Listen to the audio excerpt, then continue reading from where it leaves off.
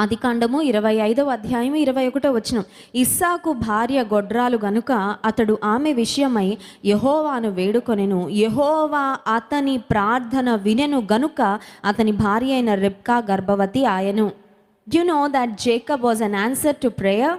యాకోబు ప్రార్థనకు జవాబు అని మీకు తెలుసా? యాకోబు ఊరికే పుట్టేయలేదండి.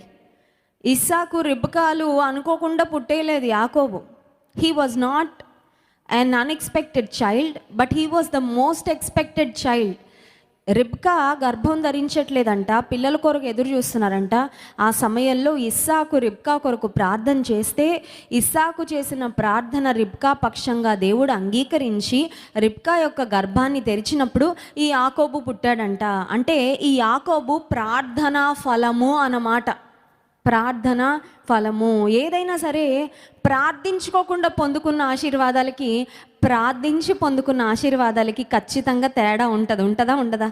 ప్రార్థించి పొందుకున్న ఆశీర్వాదాలు చాలా శ్రేష్టమైన ఆశీర్వాదాలుగా ఉంటాయి. ఎందుకంటే దేవుని సన్నిధిలో వాటి కొరకు మనం మనవి చేసుకొని, మొర్రపెట్టుకొని, గోజాడుకొని, బ్రతిమలాడుకొని ఎదురు చూసి వచ్చినాయి కాబట్టి ఆ ఆశీర్వాదాలను కొంచెం మన విలువైన వాటిగానే ఖచ్చితంగా చూస్తాం. కొన్నిసార్లు దేవుడు అడగకుండానే మనల్ని ప్రేమించి దండిగా మెండుగా దీవెనలు కుమ్మరిస్తూ ఉంటే ఆశీర్వాదాల విలువ కూడా మనకి చాలాసార్లు అర్థం అవదు. యాకోబు యొక్క తల్లి కూడా అన్ని విషయాలలో ప్రార్థనాపూర్వకంగా ముందుకు వెళ్ళిన తల్లి. ప్రియమైన తల్లిదండ్రులారా, మీరు ప్రతి విషయంలో ప్రార్థనాపూర్వకంగా అడుగులు వేస్తే మీ బిడ్డల జీవితంలో ఆ ప్రార్థనా ఫలాన్ని నిశ్చయంగా చూస్తారు. ఉన్నత స్థితిలో కోట్లకు పడగలెత్తిన ఒక వ్యక్తి, ఒక కుమార్తె ఉందండి. ఈ మధ్యకాలంలో ఆ సిస్టర్ నాకు ఫోన్ చేసి చెప్తుంది, అక్క మాకు కొన్ని 100 కోట్లు ఉన్నాయి, మా నాన్నగారు చాలా పేరు కలిగిన వ్యక్తి, పొలిటీషియన్, చాలా బిజినెస్లు మాకున్నాయి, అయితే నేను ఒక్కదాన్ని మా ఇంట్లో దేవుని నమ్ముకున్నాను. మా తల్లిదండ్రులు అసలు నా కొరకు ప్రార్థన చేయడం అంటే ఏంటో ఆ అనుభవం నా జీవితంలో లేదు. నేను ఎప్పుడూ కలలుగా అంటూ ఉంటాను, నా తల్లిదండ్రులు నా కొరకు ప్రార్థన చేస్తే ఎంత బాగుంటుందో, అసలు మా ఇంట్లో కుటుంబ ప్రార్థన ఉంటే ఎంత బాగుంటుందో.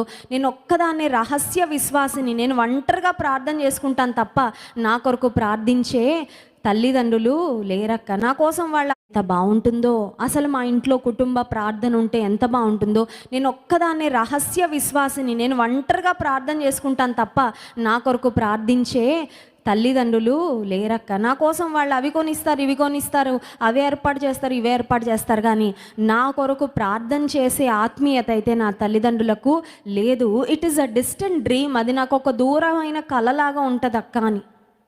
నీ జీవితంలో ప్రియమైన తల్లి, ప్రియమైన తండ్రి, నీ కుటుంబం కొరకు నువ్వు ప్రార్థనాపూర్వకంగా అడుగులు వేస్తే నీ ప్రార్థన ఫలాన్ని ఖచ్చితంగా చూస్తావు. హల్లెలూయా. ఇప్పుడు రిబ్కాకు సమస్య రాగానే ప్రార్థన చేస్తుంది దేవుని సన్నిధికి వెళ్ళి.